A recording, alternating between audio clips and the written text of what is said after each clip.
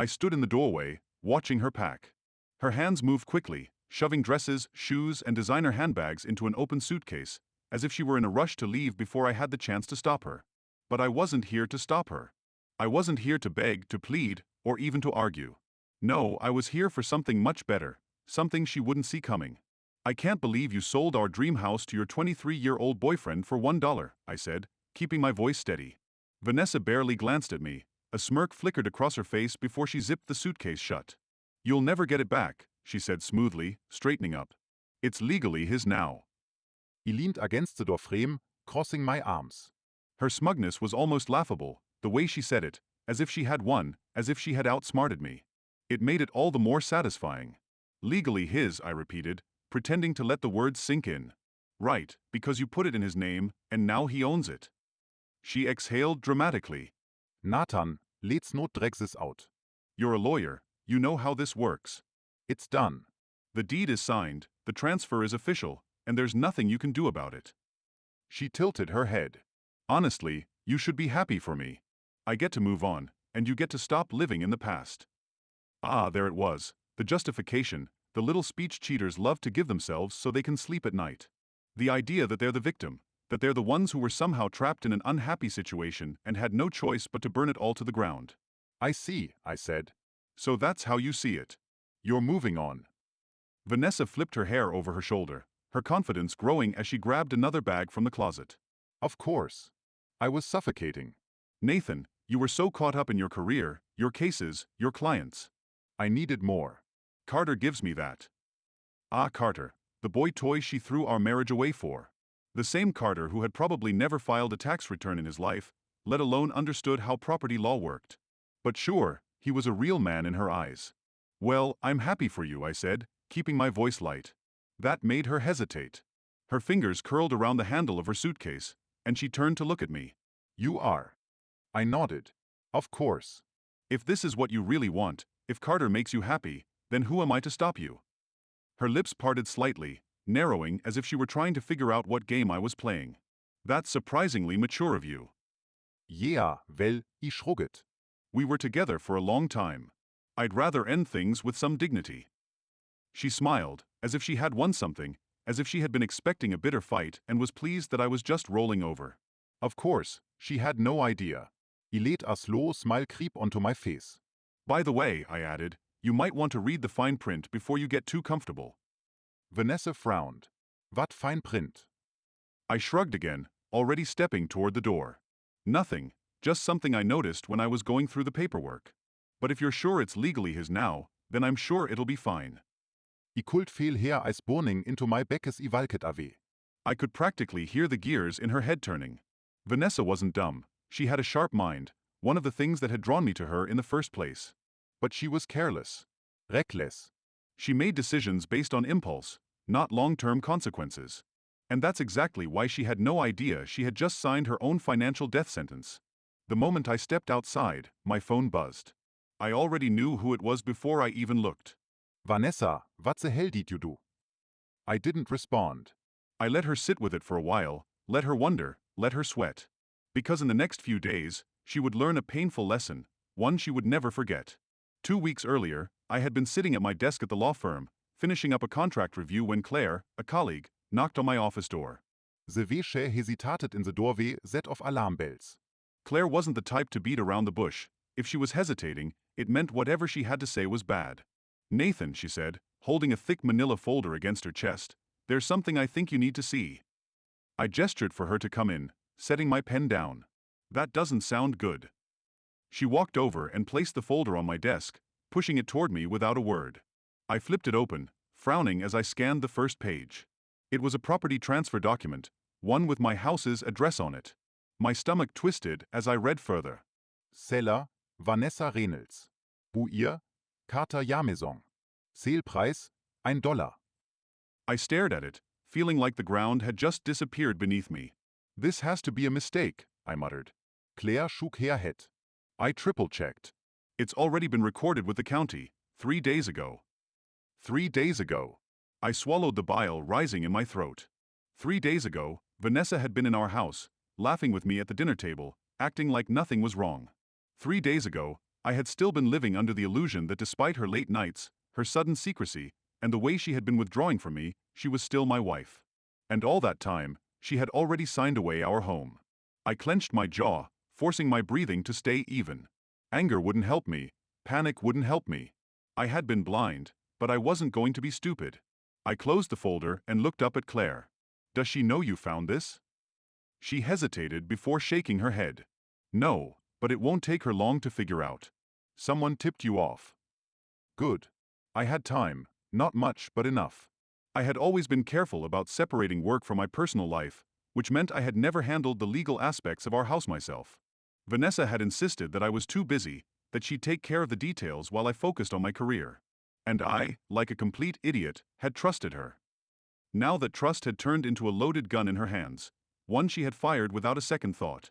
But she had no idea that in her rush to get rid of me, she had left a crucial detail unchecked. I turned back to Claire, my voice calm.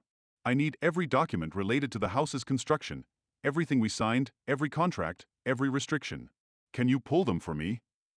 Claire's eyebrows shot up. You think there's something she missed? I know there is. The search began. By the time I got home that night, my mind was already racing through every possible angle. There had to be something, some loophole, some clause she hadn't read.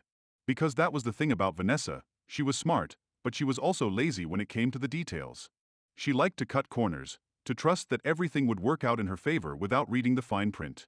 I poured myself a glass of whiskey, grabbed the folder Claire had compiled for me, and settled in at my desk.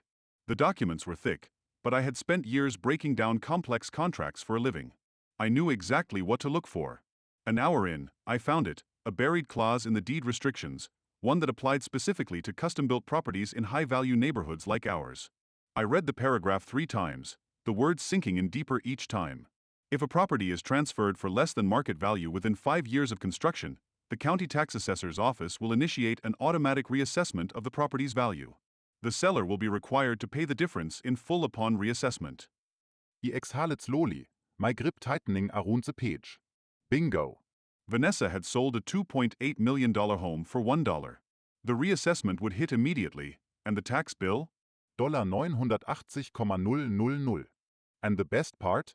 The clause didn't just apply to sales, it also applied to transfers. This meant that even though Vanessa had signed the house over to Carter, the tax burden would still fall on her. She had no way out. I leaned back in my chair, exhaling slowly. She thought she had one.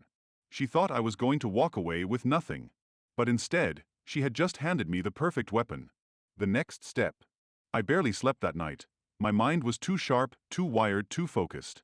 The pieces were all lining up, falling into place like dominoes. By morning, I was at my office before anyone else, preparing my next move. I needed to move fast but smart. Step 1. Don't let Vanessa know I found the clause. If she figured it out before the tax assessment hit, she might try to weasel her way out. Maybe she'd go crying to the county, claim ignorance, beg for an exemption. I couldn't risk that. Step 2. Freeze any financial transfers. If she was willing to steal our home out from under me, who knew what else she was hiding? I needed to find out where the rest of our assets were before she tried to drain everything. Step 3. Let her feel safe. Let her believe she had won. Let her bask in the illusion that I was powerless, that she had outsmarted me, that she had secured a life with her little boy toy without consequences. And then let the reality hit her like a freight train. I sat back in my chair, sipping my coffee as the sun rose outside my office window. The first move had been hers, the betrayal, the lies, the deception. But the last move? The last move was mine. I've always believed that people dig their own graves. Some use lies, others use greed. Vanessa? She used carelessness. For weeks, she had been planning this, moving behind my back, making her little arrangements with Carter, forging a future she thought was untouchable. She truly believed she had outplayed me, that she had found a way to erase me from the picture while keeping everything we built together. But she missed one thing, and that one thing was about to cost her everything. As I flipped through the deed restrictions again, I couldn't help but smile. This clause, this beautiful, perfect, ironclad clause, wasn't something I had slipped into the contract. No, it had always been there, buried in the standard custom-built property agreements for high-value neighborhoods. The clause was designed to prevent fraudulent transfers, to stop people from dodging property taxes by selling million-dollar homes for next to nothing. The county wasn't stupid. They knew people tried to game the system, so they implemented a mandatory reassessment rule for any property sold below market value within the first 5 years of construction. This meant the county would automatically reassess the house at full market price. The seller, not the buyer, would be on the hook for the tax liability. There was no way to reverse it, no loopholes, no appeals. And Vanessa had just handed our $2.8 million home over to Carter for a single dollar. The tax bill? $980,000 due immediately. And the best part? The deed restrictions transferred with the property, which meant Carter was stuck too. He couldn't sell it, transfer it, or do anything to avoid the tax bomb that was about to detonate in Vanessa's lap. She had played herself. Now I had to be smart. If I made my move too soon, she'd find a way to wiggle out of it. If I waited too long, she might figure it out on her own and try to reverse the damage. I needed to time it perfectly, like a bomb going off exactly when she thought she was in the clear. So I did nothing. I went to work like usual, answered emails, took calls, pretended like I hadn't just uncovered the perfect way to destroy her. And the best part? She had no idea. She still walked around like she had one, like she had wiped me off the board and could start fresh with Carter in our home. The home I built, the home I paid for, the home I had trusted her with. So I let her believe it. Because in a matter of days, she was going to wake up to a financial nightmare that no amount of charm, manipulation, or begging would fix. The first sign that Vanessa realized something was wrong? Her texts. I was sitting in my office, sipping my coffee, when my phone buzzed. Vanessa, what the hell did you do? I smirked but didn't respond. A few minutes later, another one, Vanessa, Nathan, call me now. Still nothing from ME. Then a third, Vanessa, I swear to God if you don't answer. I laughed. Oh, now she wanted to talk. I had a feeling I knew exactly what had happened. The county assessor's office must have reached out to inform her about the pending tax reassessment. The moment she heard that number, $980,000, her entire world must have started crumbling. Good. She had spent weeks planning how to screw me over, but she had never considered the consequences of her own actions. Now she was drowning, and I had no intention of throwing her a lifeline. By the time I got home that evening, Vanessa was waiting for me. She was standing outside the apartment building, arms crossed, tapping her foot like a spoiled child who had just been told no for the first time in her life. The moment she saw me, she stormed up. What did you do? I raised an eyebrow. You'll have to be more specific. You know exactly what I'm talking about. The county says I owe nearly $1 million in taxes. I blinked, feigning innocence. Wow, that's rough. Her eyes narrowed. You planned this. I tilted my head. Planned what? You're the one who transferred our house for $1, Vanessa. That was all you. But the clause. She stopped herself, realization hitting her. Ah, she finally got it. You didn't read it, did you? I asked, stepping closer. You never read the deed restrictions. You never checked to see if there were any conditions before you handed over a multi-million-dollar home for a single dollar. Her mouth opened, then closed. I could see it in her eyes, the moment of absolute crushing regret. You can fix it, she said quickly, desperation creeping into her voice. You're a lawyer, Nathan. You know how to undo this. I sighed, shaking my head. I can't, even if I wanted to, which I don't. There's nothing I can do. The clause is legally binding. The tax bill is already being processed. Vanessa actually staggered backward, like the weight of reality had physically hit her. Then I'll contest it, she whispered. I'll say I didn't know. I chuckled. Good luck with that. Jure an adult, Vanessa. You signed the deed, and last I checked, ignorance isn't a valid legal defense. But by all means, tell a judge that you transferred a $2.8 million property for $1 without reading the documents first. I'm sure that'll go over well. Her face turned pale. She knew she was trapped. What am I supposed to do? She muttered. I don't have that kind of money. Not my problem, I said, brushing past her. Oh, and I wouldn't count on Carter helping either. He owns the house now, which means if you don't pay that tax bill, he loses the property. So meeting tells me your little boy toy does and have $1 million lying around. I didn't even have to turn around to know her expression had crumbled. I walked inside, closing the door behind me. She thought she had won. She thought she had taken everything from me. But all she had really done was destroy herself. Vanessa always loved control. She thrived on the illusion that she was the smartest person in the room, that she could manipulate any situation in her favor. She had spent weeks, maybe months, crafting her little scheme, moving money, transferring property, making sure she had her fresh start lined up before she dropped the hammer on me. She thought she had everything figured out, and now she was watching her empire collapse in real time. After our brief conversation outside my apartment, I didn't hear from Vanessa for almost a day. No texts, no calls, nothing, which told me one thing: she was scrambling. She was Googling tax laws, calling every contact she had, probably even sitting across from Carter, trying to figure out how they were going to pay that tax bill. And she was coming up empty because there was no way out. I had spent years perfecting contracts, closing real estate loopholes, and navigating property law, and she thought she could blindside me with a fraudulent sale? Please. The best part? She had played herself so perfectly that I didn't have to do anything. I could just sit back and let her panic. On the second day, my phone buzzed. Not Vanessa this time, it was her mother. I sighed and answered. Hi, Margaret. Nathan, she started, and I could already hear the forced politeness in her voice.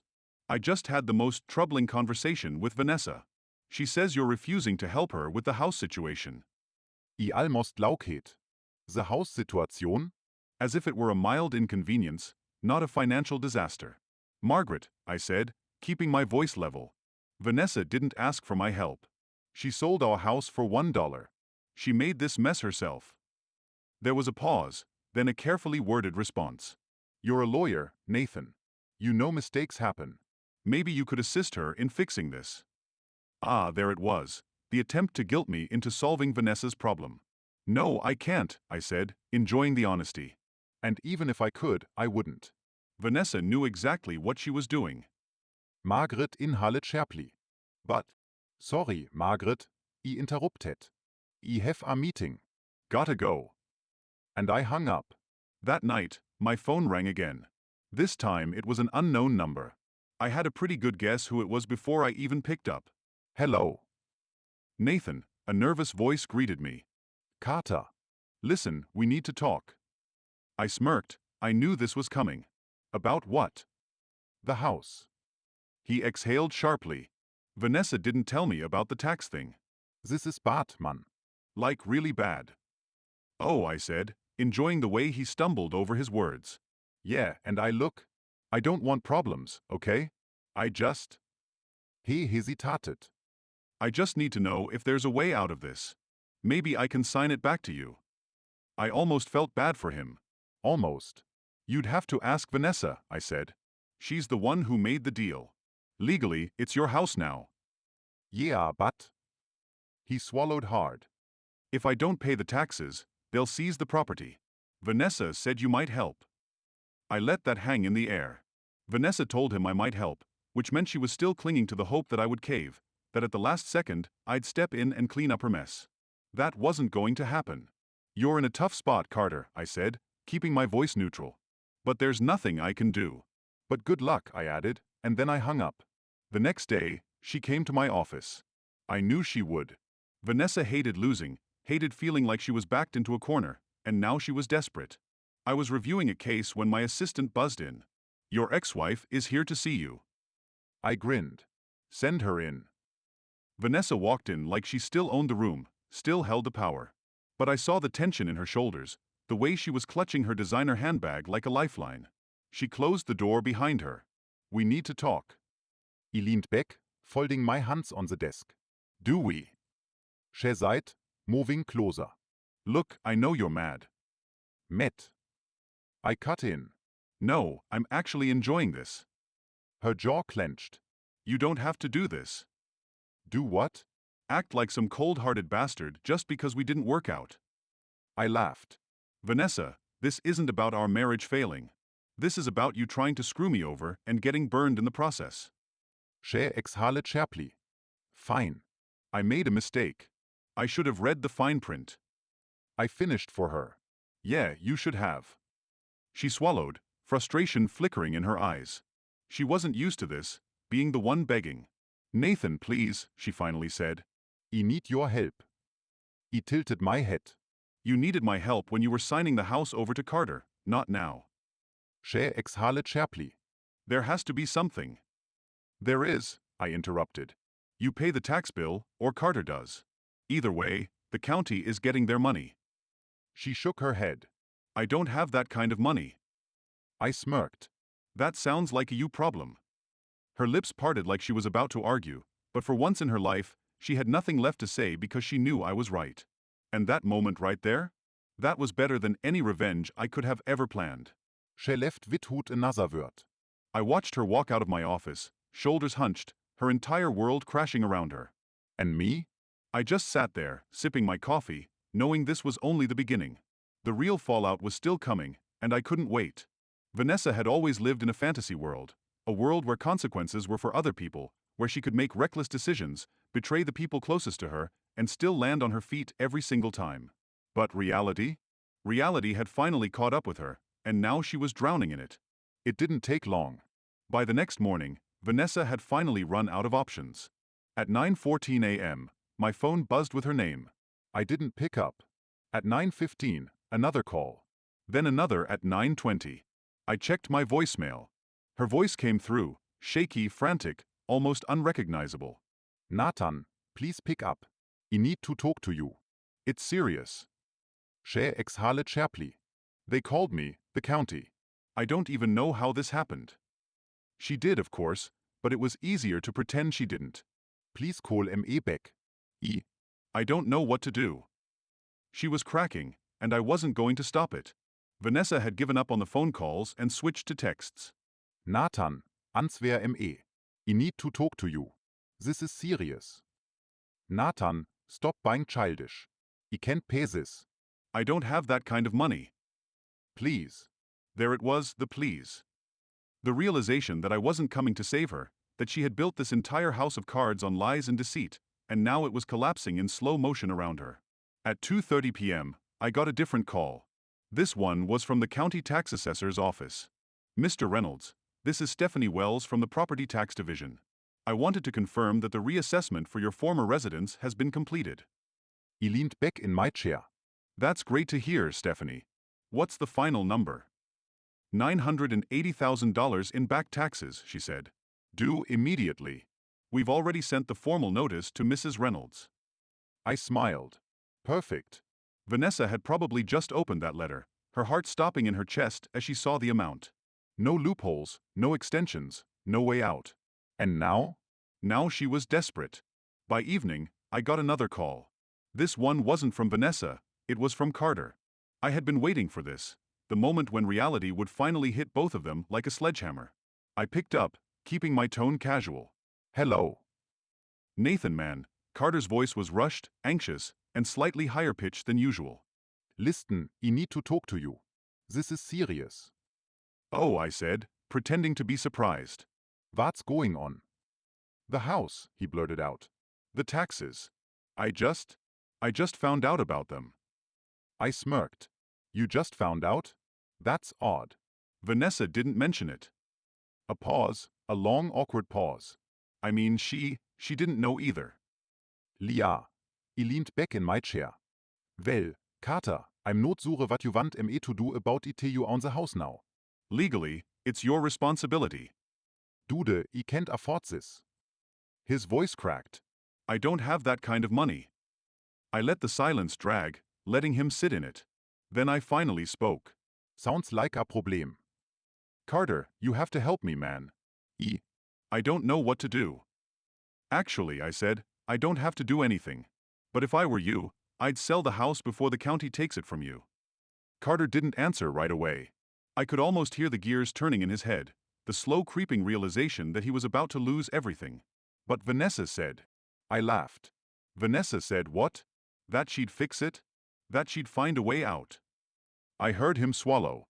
Let me guess, I said. She told you she had it all under control, that she could handle it. He didn't respond. I sighed. Carter, you wäre just abhauen. She used you to try and hurt me, and now she's realizing that she screwed herself over too. He exhaled sharply. I should have never. Yeah, I said. You shouldn't have. I hung up. The next morning, Vanessa showed up at my office. She didn't walk in confidently this time. She didn't strut. She stormed in, red-faced, breathing hard, eyes burning with desperation. She slammed the door behind her. You need to fix this.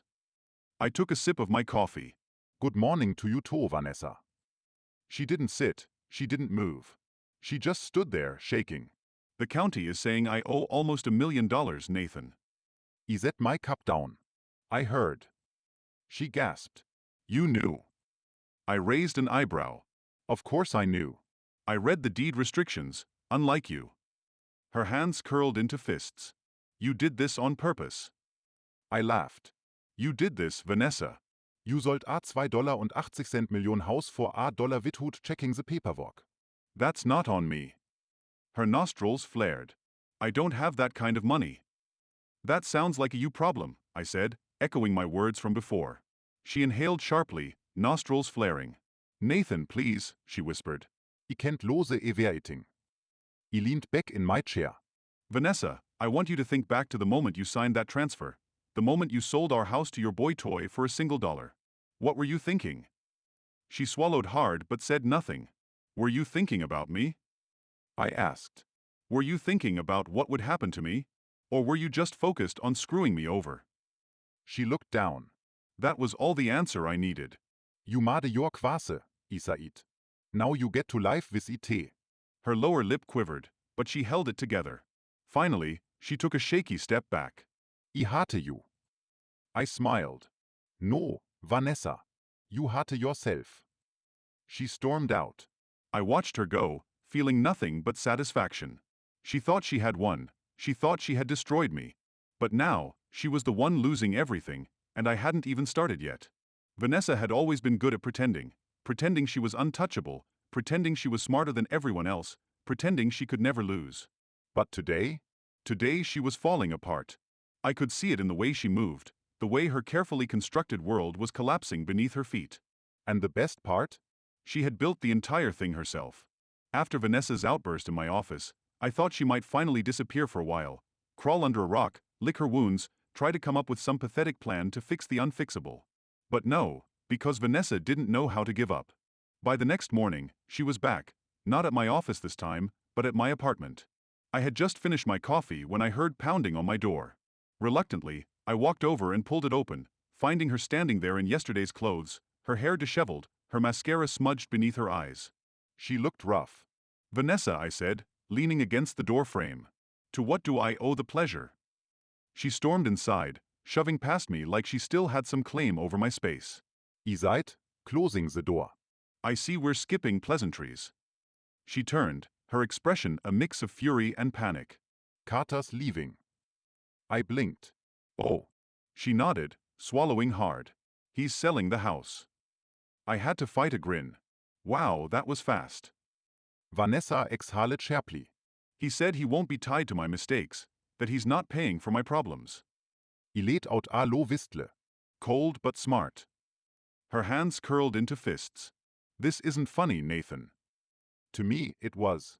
She had ruined our marriage for this guy, had thrown away everything we built for some young idiot she thought would worship her. And now?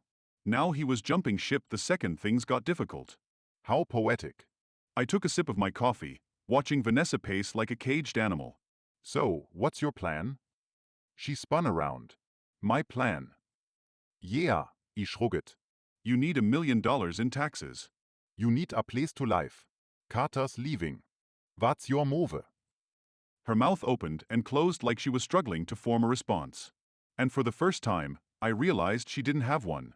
She had spent so much time playing offense, scheming and manipulating, that she had never bothered to think about what would happen if she lost. She had no backup plan, no safety net, and the panic was finally setting in.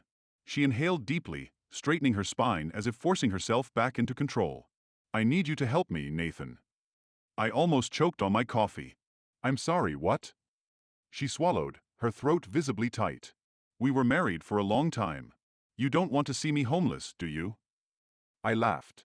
Actually, I didn't throw you out on the street. You did that to yourself. Her jaw clenched. You're seriously just going to stand there and do nothing? Yep, I said, popping the pea. She let out a shaky breath, rubbing her temples like this was all some inconvenient headache she could just will away. Nathan, please, she finally whispered. I kent du this alone. I tilted my head, pretending to consider it. Then I smirked. That's funny, because you sure seemed fine doing everything alone when you were signing that house over to Carter. Her Eis flashet. That's not fair. Oh, I reiset a Brau. You didn't feel guilty screwing me over, but now that you're the one suffering, suddenly it's not fair? She looked down, her lip trembling slightly. I made a mistake. I klept my Hans Togeter. Finally, she admits it. I wish I had this on record. Please, Nathan. Her voice was soft, desperate. I don't have anywhere to go. And that, I said, moving toward the door, is not my problem. She flinched. Now, if you'll excuse me, I said, pulling the door open, I have a meeting, and you have a house to sell. She didn't move for a second. Then finally, she stepped forward, brushing past me into the hallway. As I closed the door behind her, I heard a soft sniffle. Vanessa never cried, at least not where people could see. But today? Today she was cracking, and I loved every second of it. By that evening, I got a text from Claire, my colleague who first found the house transfer. Claire saw something interesting today. Your ex's boy toy was at the title office. Looks like he's finalizing the sale. I smirked. Carter didn't waste any time. And why would he? He was young, selfish, and not nearly as dumb as Vanessa thought he was. He had seen what was happening, he had realized the financial mess she dragged him into, and he did what any self-serving guy would do, he ran. Now Vanessa wasn't just broke, she was alone. And for the first time in her life, no one was coming to save her. The next day, my phone buzzed. I almost didn't answer, but curiosity got the better of me. Hello. It was Vanessa. Her voice was small, hesitant, like she had been rehearsing what she was about to say. Nathan, she started. I know things have been bad between us, and I know I messed up. I stayed silent, letting her continue. But maybe, she continued, we don't have to keep fighting. Maybe we can come to an arrangement. I leaned back in my chair. An arrangement? Yeah.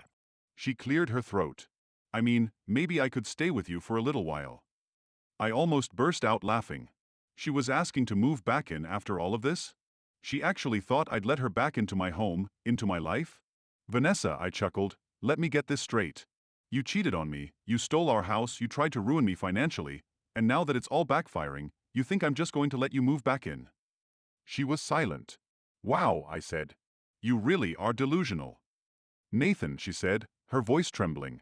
I didn't mean for any of this to happen. I could hear off. You didn't mean for it to happen? You made your choices, Vanessa. You thought you could play with fire and not get burned. I know, she whispered, but I have nowhere else to go. That's not my problem, I said firmly. You made your bed, now lie in it. I hung up, feeling a sense of finality wash over me. That was the last time I ever spoke to her. The house was sold, the tax bill was cleared, but Vanessa walked away with almost nothing. Carter disappeared, and Vanessa? She moved in with her sister in a tiny apartment across town. Not the glamorous life she imagined. I had heard bits and pieces about what she was up to, little whispers from mutual friends. Apparently, she had tried to find another wealthy man, someone to swoop in and rescue her from her mess. But men like that? They didn't fall for women like her anymore. She had lost her charm, lost the illusion of power she had once wielded so effortlessly. Now she was just another woman with baggage, and that wasn't something men with money wanted to deal with. I should have felt bad for her, but I didn't. Because Vanessa had never once stopped to think about what she did to me. Not until she was the one suffering. And by then, it was too late. A few months after the divorce was finalized, Vanessa sent me one last text. I hope you're happy. I stared at it for a long time, debating whether or not I should even respond. In the end, I typed exactly 3 words, me too, Vanessa. And then I blocked her number. I don't think about Vanessa much anymore. My life has been better without her. I made partner at my firm, bought a new place, one that actually felt like home. I started traveling again, seeing friends I lost touch with, rebuilding the life she tried to destroy. Vanessa thought she was the one moving on. She thought she was trading up. But the truth? She was never the one leaving me behind. I was leaving her behind for good. It had been nearly 6 months since Vanessa signed away everything she had. 6 months since Carter sold the house, since Vanessa moved in with her sister, and since I had watched the wreckage of her life settle into place. In that time, I had rebuilt my life piece by piece. I had made partner at my firm, bought a new home, and cut every remaining tie to Vanessa. She thought she was getting rid of me when she signed that house over to Carter, but in the end, she only set me free. I leaned back in my chair, gazing out the window of my new office. The city stretched before me, bustling, alive, full of possibilities. This was what life was supposed to feel like, light, untethered, free of the weight of betrayal. For the first time in years, I felt like I was finally in control of my own future again. Vanessa had always been a shadow, lingering over every decision I made, every move I took. But now she was just a distant memory, a lesson learned, a mistake I would never repeat. I didn't need closure. I didn't need an apology. I had one because I had something she would never have again, a future.